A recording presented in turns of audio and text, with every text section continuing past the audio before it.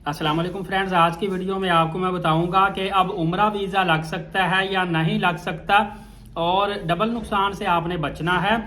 क्या अभी उम्रा वीज़ा लग सकता है या नहीं, या आखिरी अशरा में रमज़ान से पहले पहले उम्रा वीज़ा लग जाएगा, या क्या हम शवाल में उम्रा कर सकेंगे। और ट्रैवल एजेंसी वालों का भी क्वेश्चन है कि क्या हमने जो ग्रुप्स टिकट नॉन रिफंडेबल उठाए हुए हैं क्या वो ज़ाया तो नहीं हो जाएंगे। तमाम तर आपको मालूमात दूंगा और आपके लिए इंशाल्लाह खुशखबरी वाली मालूमात दूंगा। मुख्तसर सी वीडियो बनाऊंगा, आखिर तक देखिएगा, क्योंकि फ्रेंड्स इस तरह के सवालों को लेकर आम बंदा भी परेशान है और ट्रैवल एजेंसी वाला तो बहुत ही ज़्यादा परेशान है।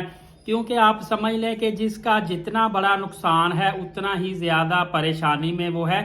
लेकिन खुशखबरी आपको बताता चलूँ कि एक तो पाकिस्तान में जो उम्रा एसोसिएशन है उन्होंने भरपूर रिक्वेस्ट की है और तवज्जो दिलाई है जनाब सऊदी वजीर हज उम्रा डॉक्टर तौफीक अल रबिया को और पाकिस्तान के सऊदी सफ़ीर जनाब नवाब सईदुल मालकी साहब को। इनको उम्रा कंपनीज ने रिक्वेस्ट की है कि हमने ऑलरेडी जो ग्रुप टिकट पहले से उठाए हुए थे, क्योंकि हमें पता नहीं था कि अचानक से इस तरह का मामला पेश आएगा, तो हमारा बहुत बड़ा करोड़ों का नुकसान हो रहा है। तो खुदारा कुछ ना कुछ करके शवाल के लिए उम्रा वीज़ा रिलीज किए जाएं। और अल्हम्दुलिल्लाह इस रिक्वेस्ट पर पॉजिटिव रिस्पांस भी आया है और एक खबर मिली है जिसके मुताबिक रमज़ानुल मुबारक के आखिर तक, समझ लें कि आखिरी अशरा शुरू हो चुका है, तो रमज़ानुल मुबारक के आखिर तक शवाल के उम्रा वीज़ा के लिए अप्लाई करने के लिए लाजमी तौर पर खबर के मुताबिक पोर्टल को खोला जाएगा।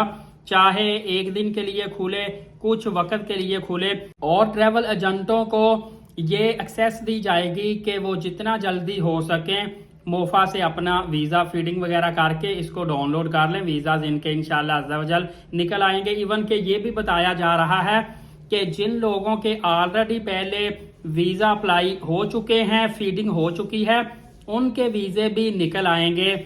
और लेकिन जिन्होंने अभी तक वीज़े अप्लाई नहीं किए हुए उनके वीज़े का नहीं पता निकलते हैं कि नहीं। अलबत्ता अगर वो दोबारा से फिर फीडिंग करते हैं, जब ये अलाउ कर दिया जाएगा तो फिर इंशाअल्लाह अज़ीज़ उनके वीज़े भी निकल आएंगे। बहरहाल अभी तक की इतलात के मुताबिक पॉजिटिव रिस्पांस आ रहा है, क्योंकि अगर खुदा न खास्ता शवाल के वीज़े ना निकल सके तो लोगों का ना सिर्फ पाकिस्तान बल्कि जहां जहां में भी ये वीज़े रिस्ट्रिक्शन लगी हुई है उनका करोड़ों रुपए का नुकसान होगा, चाहे वो एयरलाइन की सूरत में हो, होटल बुकिंग की सूरत में हो, या उनके क्लाइंट खराब होने की सूरत में हो। इसके अलावा जो लोग मुहर्रमुल हराम में तैयारी कर रहे हैं उम्रा पर जाने की, उनकी खिदमत में मैं अहम चीज़ें उनको बता दूं कि एक तो आप अभी से आपने सूरत हाल तो देख ली ना क्या होता है। अभी से आपने उम्रा टिकट पैकेज जो है बुकिंग बिल्कुल भी नहीं करवानी, क्योंकि बिल्कुल टाइम के टाइम आपने मौजूदा सूरत हाल देखनी है, फिर बुकिंग करवानी है। ज़्यादा आपने ये लालच नहीं करनी कि अभी सस्ती बुकिंग होगी तब महंगी होगी। ये हो सकता है कि अभी आप महंगी बुकिंग करवा लें, बाद में सस्ती हो, तो ये ऑन द स्पॉट आपने सूरत हाल देख के फिर करना है।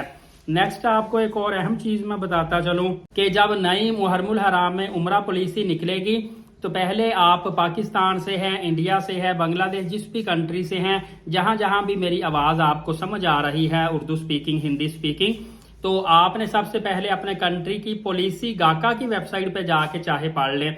वहां से पॉलिसी को अच्छी तरह ध्यान से पढ़ना है, समझना है, उसके बाद आपने वीज़ा अप्लाई करना है।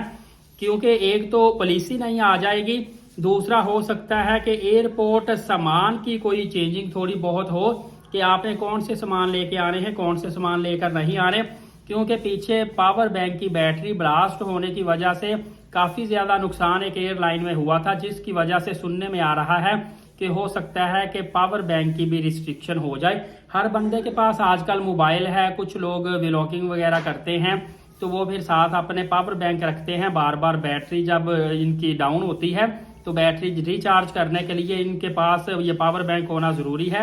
लेकिन ये एयरलाइन में सामान के साथ लेकर आना जाना काफ़ी ज़्यादा नुकसान साबित हो सकता है। इसके अलावा एक सवाल के जवाब पे वजीर हज उम्रा ने बताया है कि ये जो उम्रा वीज़ा की पाबंदी लगी है, इन्होंने कहा कि इसमें किसी भी गवर्नमेंट की तरफ से कोई भी अमल दखल नहीं होता, पाकिस्तान की गवर्नमेंट का अमल दखल नहीं होता, क्योंकि ये कंपनीज को ही कोटे मिलते हैं, कंपनीज ही वीज़ाज अप्लाई करती हैं।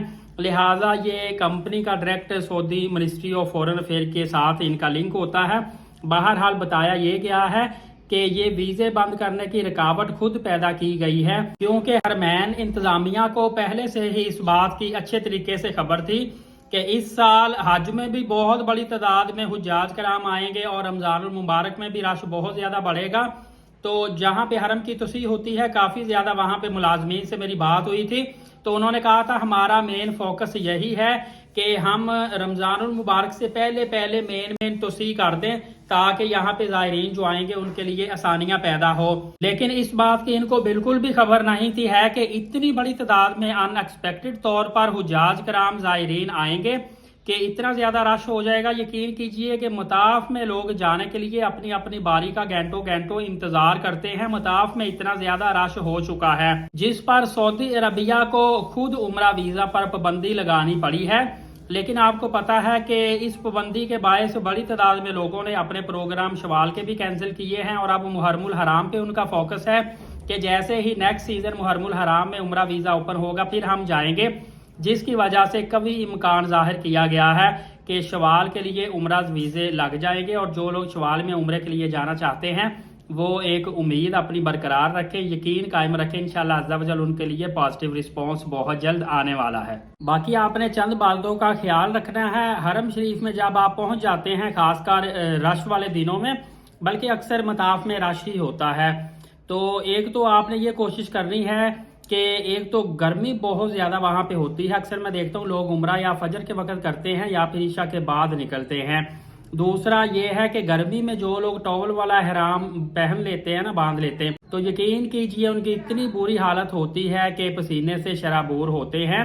रश वाले दिनों में अक्सर आपको चाहिए कि आप अपने होटल से वुजू कर लें।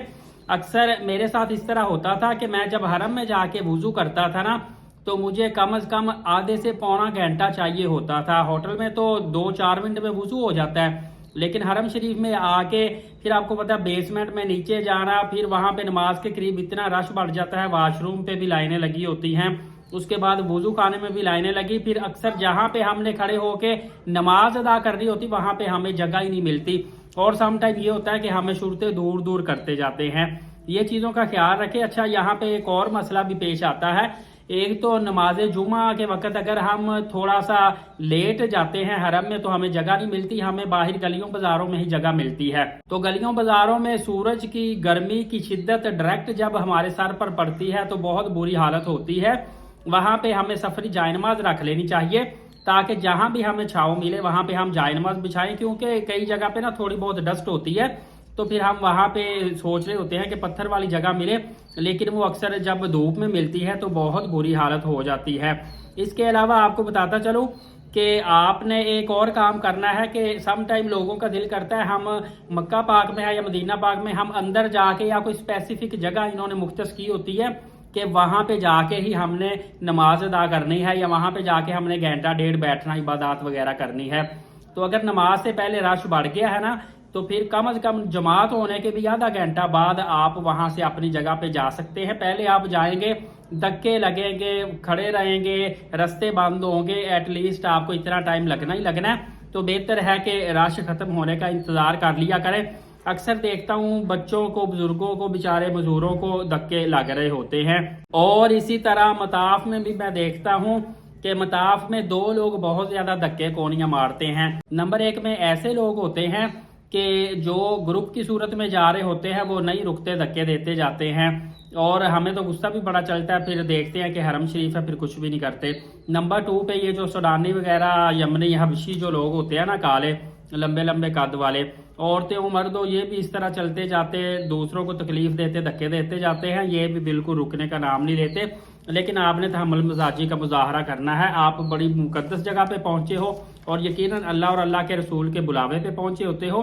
पोलियो वैक्सीन के हवाले से जो लोग अपडेट जानना चाहते थे तो आजकल इन दिनों, पहले तो इतनी ज़्यादा सख्ती हुई थी ना, आपको पता है कि लग पता गया है कि पोलियो वैक्सीनेशन कार्ड की वजह से कई लोगों की फ़्लाइटें मिस हुई हैं, कईयों ने अपनी फ़्लाइट एक्सटेंड करवा ली थी, तरीके चेंज करवा ली थी। لیکن آج کل جو متعلقہ رول چل رہا ہے اس میں صرف اور صرف پولیو ویکسینیشن کا کارڈ نیا ہو پرانا ہو، بس کارڈ آپ کے پاس ہو، وہ چل رہا ہے۔ اس کے علاوہ کوئی بھی اور کووڈ کا آپ پوچھ لیں یا گردن اور بخار پوچھ لیں، وہ ویکسینیشن بالکل اس کی موجودہ صورتحال میں ضرورت نہیں ہے۔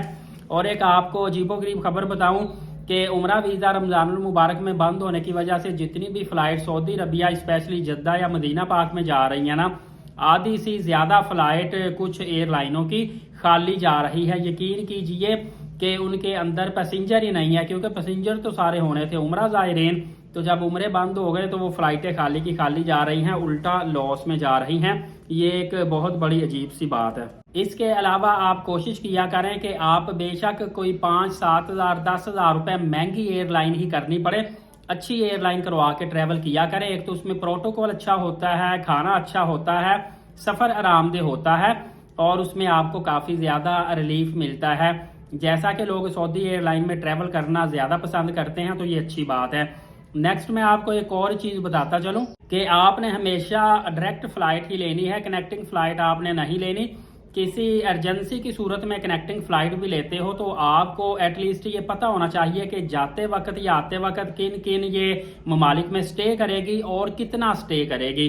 اور سم ٹائم آپ جب بورڈنگ کرواتے ہیں، بورڈنگ کے وقت آپ کو میل کا واچر بھی مل جاتا ہے، وہ پھر آپ جب کسی دوسرے اسٹیشن پہ کسی دوسرے ایئرپورٹ پہ جا کے سٹے کرتے ہیں، وہاں پہ وہ واچر دکھا کر آپ کسی بھی ایک شاپ سے ریسٹورینٹ سے کھانا ون ٹائم کھا سکتے ہیں۔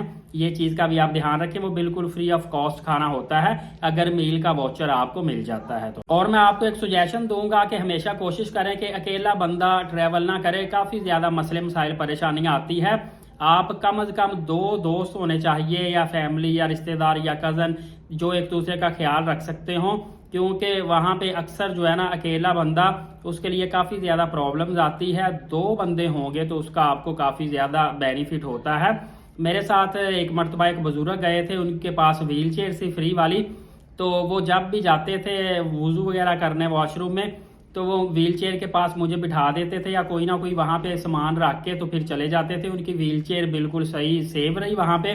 تو پھر ایک دفعہ کیا ہوا کہ میں پاس موجود نہیں تھا، حالانکہ انہوں نے اپنا وہ کچھ سامان ویل چیئر کے اوپر رکھا تھا کہ کوئی بندہ اٹھائے نا، تو کسی نے اس کا سامان سائیڈ پہ کر دیا، ویل چیئر لے کے جا چکا تھا، اور یقین کیجئے اس کے بعد ان کو ویل چیئر حرم سے نہیں ملی، اور وہ تقریباً 2 دن اگلے جو ہے نا چلنے پھرنے سے قاصر تھے، بڑی مشکل سے وہ بیچارے چل کے حرم تک آتے تھے، کچھ نمازیں بھی ان کی چھوٹ گئی۔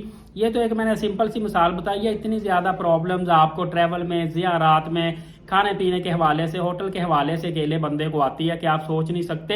2 بندے کہتے ہیں نا 11 ہوتے ہیں، ایک بندہ ایک ہی ہوتا ہے، اور 3 بندے پورا قافلہ ہوتا ہے۔ تو کوشش کریں کہ 11 بندے لے کے یا پورا قافلہ لے کے چلیں۔